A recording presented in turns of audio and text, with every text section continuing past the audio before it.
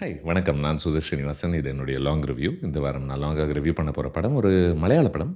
இயக்கியிருக்கிறவரு Chidambaram. Manjummel பாய்ஸோடைய director. படத்தின் பெயர் பாலன் த பாய்.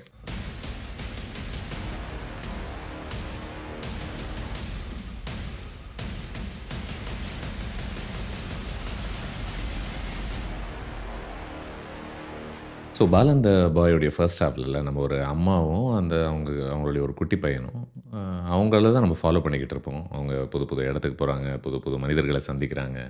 சந்திக்கிறாங்கன்னா, நான் சொல்றது பார்த்தா ஏதோ பயங்கரமான ஒரு அட்வென்ச்சரஸ் பியூட்டிஃபுல் ட்ராவல் ஃபில்ம்லாம் நெனச்சிராதீங்க. ஒரு விதத்தில ஒரு ட்ராவல் ஃபில்ம் தான். ஆனா, நீங்க படம் பார்த்தீங்கன்னா தெரியும். இது இது அந்த மாதிரி ஒரு கன்வென்ஷனல் சந்தோஷங்கள் நிறைஞ்ச ஒரு படம் கிடையாது. எதுக்கு சொல்ல வரேன்னா, இந்த ஃபர்ஸ்ட் ஹாஃப் பூராக நம்ம இந்த 2 கேரக்டர்ஸ் தான் நம்ம ஃபாலோ பண்ணிக்கிட்டு இருப்போம். ஸோ அந்த ஃபர்ஸ்ட் ஹாஃப் முடிவுல அவங்க பல இடங்கள் தாண்டி, பல வீடுகள், பல குடும்பங்கள், மனிதர்கள்லாம் சந்திச்ச பிறகு, ஒரு ஒரு ஒரு கஷ்டமான ஒரு இடத்துல தான் முடியும் இந்த ஃபர்ஸ்ட் ஹாஃப் அவங்க 2 பேருடைய ஒரு பிரிவுல. ஸோ செகண்ட் ஹாஃப் ஆரம்பிக்குது. ஆரம்பிக்கும்போது நீங்க என்ன நினைப்பீங்க? ஸோ ஒண்ணு நம்ப இப்ப அம்மாக்கு என்ன நடந்துச்சு, அவங்க என்ன அப்படின்றத பார்ப்போம்னு நினைப்பீங்க. இல்ல 2 பையனுக்கு என்ன நடந்துச்சு, அந்த பையன் எங்க இருப்பான்னு பார்ப்பீங்க. இந்த படம் என்டையர்லி புதுசா ஒரு போலீஸ் ஸ்டேஷன்ல போய் நம்ம காமிக்குது. அந்த போலீஸ் ஸ்டேஷன்ல ஒரு பிரச்சனைக்குரிய ஒரு போலீஸ்காரன் ஒருத்தன் இருக்கான். அவன் ஒருத்திய லவ் பண்றான். அந்த போலீஸ் ஸ்டேஷன் டைனமிக்ஸ் என்ன இருக்கு? அந்த இன்ஸ்பெக்டருக்கும் இந்த போலீஸ்காரனுக்குமான ரிலேஷன்ஷிப் என்னவா இருக்கு? அப்படின்னு சொல்லிட்டு அதுக்குள்ள இறங்கிருது. எனக்கு இது பயங்கர ரிஃப்ரெஷிங்கா தோணுச்சு. ஏன்னா இந்த ஒரு ஃபில்ம்ல அ இது இது ஒரு ஒரு அடிப்படையான ஒரு நீங்க பேசிக் ஸ்ட்ரக்சர்னா இப்படி தான் இருக்கணும் அப்படின்லாம் நினைக்கிறீங்கல்ல. எப்படி இந்த படத்தினுடைய மெயின் கேரக்டர்ஸான அந்த அம்மாவும், பையனும் சமூகம் வந்து இப்படி தான் இருக்கணும், அப்படி தான் இருக்கணும்னு சொல்ற எல்லா விஷயத்தையுமே அவங்க உடைக்கிறாங்களோ, இந்த படமுமே ஓரளவுக்கு அதே வேலைய தான் செய்யுது அப்படின்னு நினைக்கிறேன். எப்படி அவங்க ரெஸ்ட்லெஸ்ஸா ஒரு இடத்துலேருந்து இன்னொரு இடத்துக்கு நகர்ந்துகிட்டு இருக்காங்களோ, புது புது மனிதர்கள சந்திக்கிறாங்களோ, அதே போல தான் இந்த படமுமே.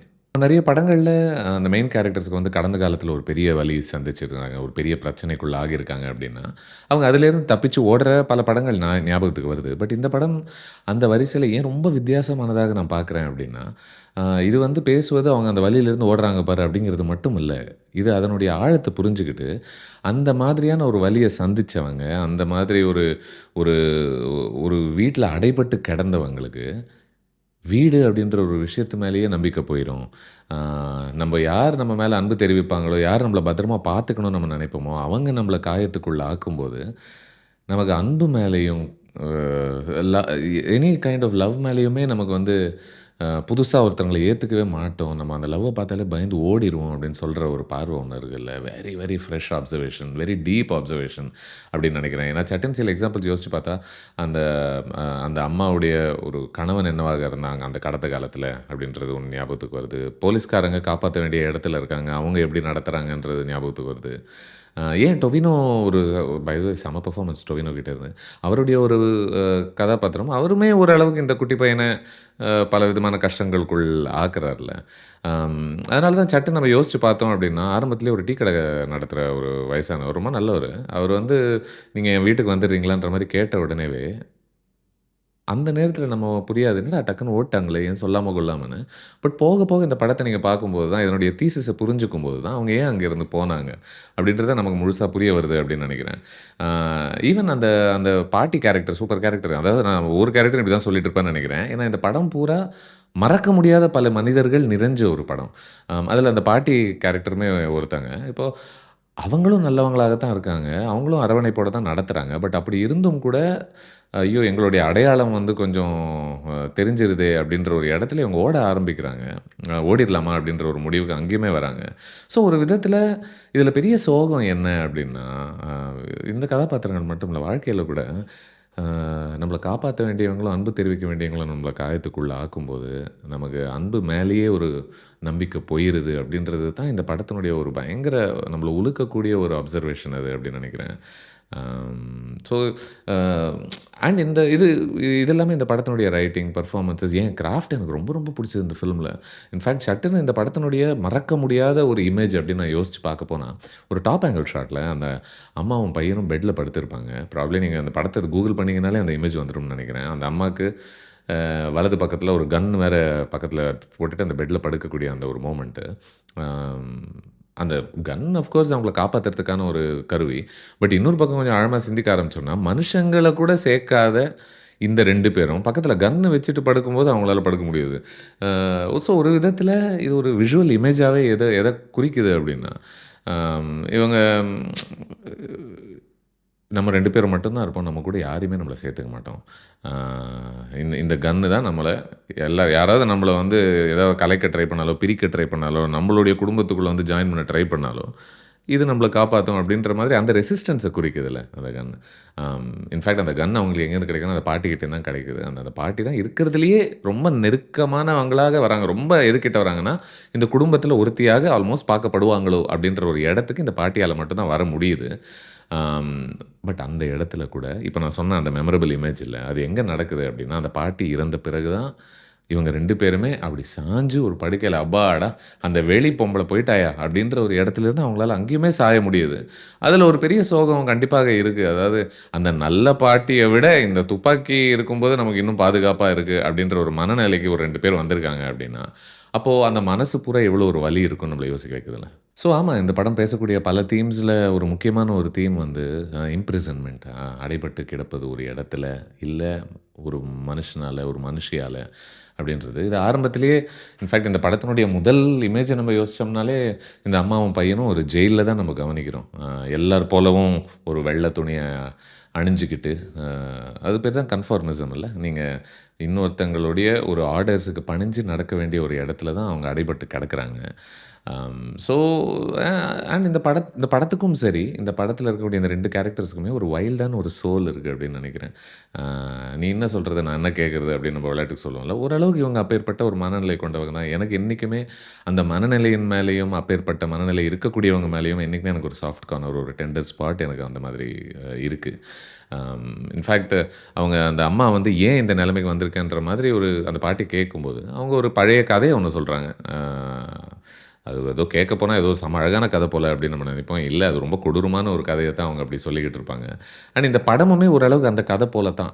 ஆ இது ஒரு வேள அழகான ஒரு கதையாக இருக்குமோ, ஒரு ரோட் மூவி மாரி இருக்குமோ, இவங்க ஒவ்வொரு இடமா போறாங்களே, செம்ம ஜாலியான அன்பு நிறைஞ்ச சார்லி போல ஒரு படம் போல, அந்த மாரி ஏதோ இருக்கும் போல இருக்கு.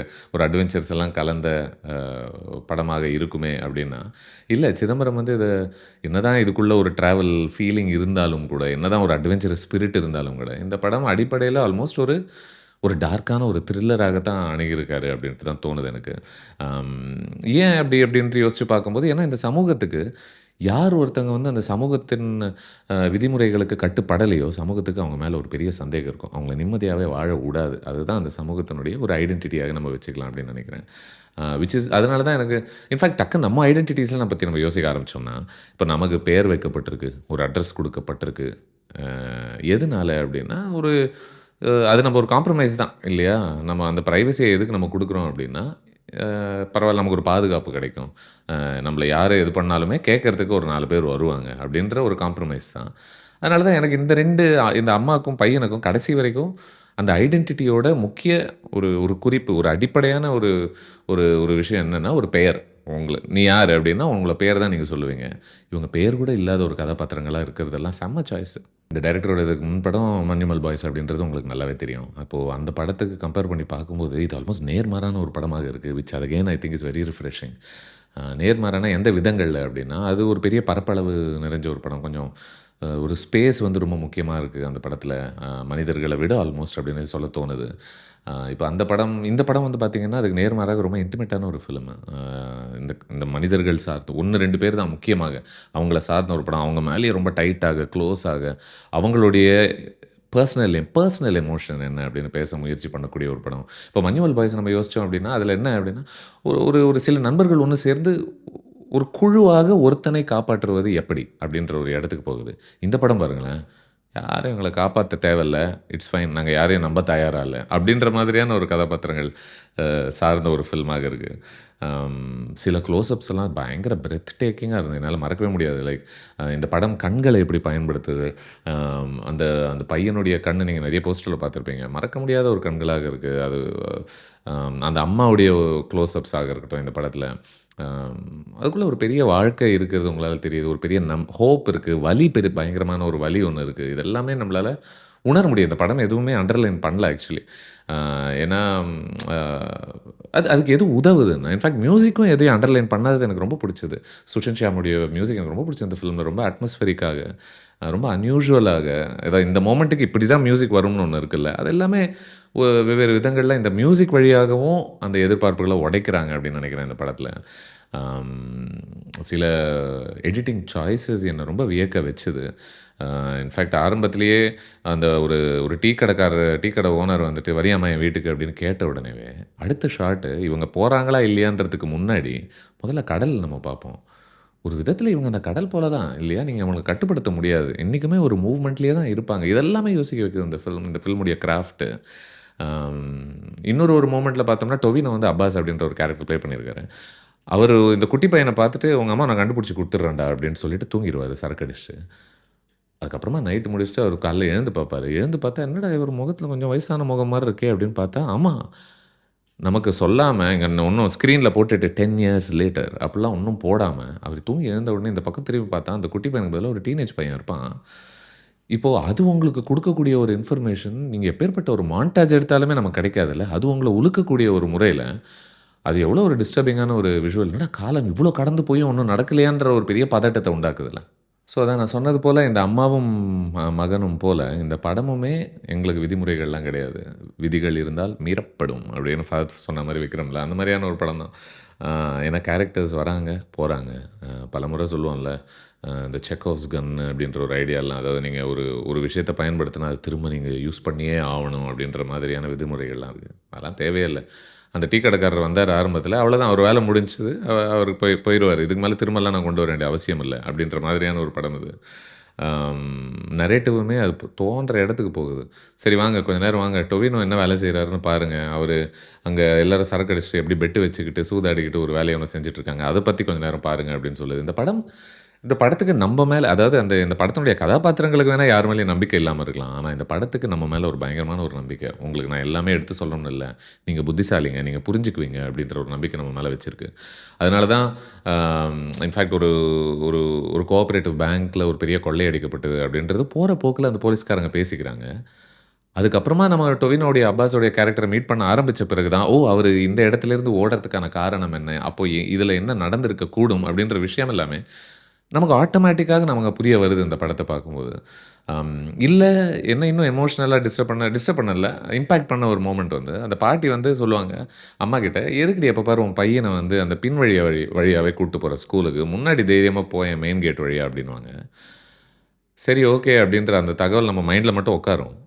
ரொம்ப நேரத்துக்கு அப்புறமா, இந்த பையன் டீனேஜர் ஆன பிறகு, மறுபடியும் அந்த பின்வழி வழியாகவே அவன் வீட்டுக்குள்ள வரும்போது, ஆல்மோஸ்ட் அவனுக்கு அந்த பின்வழி தான் முன்வழி. இவங்களுக்கு நமக்கு நமக்கு எது வித்தியாசமான ஒரு வழியாக நமக்கு தெரியுதோ, அதுதான் இவங்களுக்கு சாதாரணமான ஒரு வழி அப்படின்றதையும் அந்த ஐடியா கடத்துது அப்படின்னு நெனைக்கிறேன் நமக்குள்ள. அம் ரொம்ப ஃப்ரெஷ்ஷான ஒரு ஃபில்ம். ஏன்னா, ஆமா இவங்க அந்த அம்மாவும் பையனும் விக்டிமா பார்க்கணும்னா, விக்டிமா பார்க்கலாம். பட் அப்படி இருந்தாலும் அவங்களே அவங்கள விக்டிமா நெனச்சுக்கிறது இல்ல. அதுக்கான இடமும் இல்ல, அதுக்கான சேஃப்டியுமே அவங்களுக்கு கிடையாது. அ அந்த பையன் இன்ஃபாக்ட் யோசிச்சு பாருங்க. இப்பேற்பட்ட ஒரு படத்தில அந்த அம்மா அடிக்கடி பிரிஞ்சுகிட்டே இருப்பாங்க அவன்கிட்ட இருந்து. அவன் அவ்ளோ கஷ்டத்துக்குள்ள ஆவான். புது புது மனிதர்கள சந்திப்பான். நியாயமா பார்த்தா அவன் அழுதுகிட்டே இருக்கணும் படம் பூரா. ஆனா ஒரு இடத்துல கூட அழவே மாட்டான் இந்த படத்தில. Which I thought was very very interesting. சத்தியமா இவ்ளோ கான்ஷியஸா யோசிச்சு எடுக்கப்பட்ட ஒரு முடிவு. ஒரு இடத்துல கூட அந்த பையன் அழமாட்டான். ஆ இந்த நரேட்டிவ் என்னடான்னா, அதான் சொன்னது போல எல்லா இடங்களுக்கும் நகர்ந்துகிட்டு இருக்கு. அ படத்தில நெறைய ஐடியாஸ் இருக்கு, ஃபீலிங்ஸ் இருக்கு. சினிமேட்டிக்கலி ஒரு ஒரு ஒரு புதுமையான ஒரு ஒரு ஒரு படத்த பார்த்த ஒரு ஃபீலிங்குமே நமக்கு இருக்குன்னு நெனைக்கிறேன். ஆ எனக்கு ஒரு சின்ன ஒரு குட்டி சுச்சு புலம்பல் ஒண்ணு இருந்தது அப்டின்னா, அது என்ன அப்டின்னா, அந்த பவித்ரன் அப்டின்ற ஒரு ஒரு போலீஸ்காரன் இருக்கான்ல, அவன் மட்டும் ரொம்ப ஆப்வியஸான ஒரு கெட்டவனா இருக்கானோ!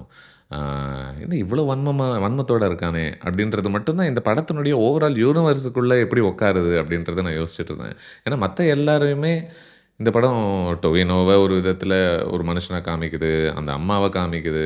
இதெல்லாம் வேலைகளும் செய்யக்கூடிய இந்த படம், அவன மட்டும் ஏன் முழுமையான ஒரு கெட்டவனாகவே ஒரு விதத்தில காமிக்குதே! அப்டின்னு யோசிச்சுட்டு இருந்தேன் நானு. பட் இது ரொம்ப நான் சொன்னது போல ரொம்ப ஓரமான ஒரு புலம்பல் தான். எனக்கு ரொம்ப புடிச்சது இந்த ஃபில்ம். நெனச்சு பாருங்க ஒரு ஒரு 2 உடைந்த மனிதர்கள பத்தி பேசும்போது, அவங்க உடைஞ்சத எப்படி சரிப்படுத்துனாங்க இந்த சமூகத்தில ஒருத்தி இந்த மாரி தான் இருக்கும்ல கதைகள். ஆம் பட் அதையும் தாண்டி 2 பேர் அந்த அளவுக்கு உடைஞ்சு போயிட்டாங்க அப்டின்னா, அவங்களுக்கு பாதுகாப்பு கூட ஒரு பெரிய பயத்த குடுக்கும். அப்படின்னு சொல்லக்கூடிய ஒரு ஐடியா எப்பேற்பட்ட ஒரு ஆழமான ஐடியா நினச்சி பாருங்க. இந்த மாதிரி ஐடியாஸ் நிறைஞ்ச ஒரு ஃபில்ம் பாலன் த பாய். அதனால தான் இந்த வருஷத்தில நான் பார்த்ததிலே நான் ரொம்ப ரசிச்ச படமாகவே பார்க்குறேன். ஸோ ஸோ யா இது என்னுடைய லாங் ரிவ்யூ ஆஃப் பாலன் த பாய். நீங்க பார்த்தீங்களா? என்ன நினச்சீங்க இந்த ஃபில்மை பற்றி? ஆஸ் ஆல்வேஸ் கமெண்ட்ஸில் விடுங்க. நான் சுதீர் ஸ்ரீனிவாசன். மறுபடியும் இன்னொரு ரிவ்யூக்கு உங்களை சந்திக்கும் வரை நன்றி, வணக்கம்.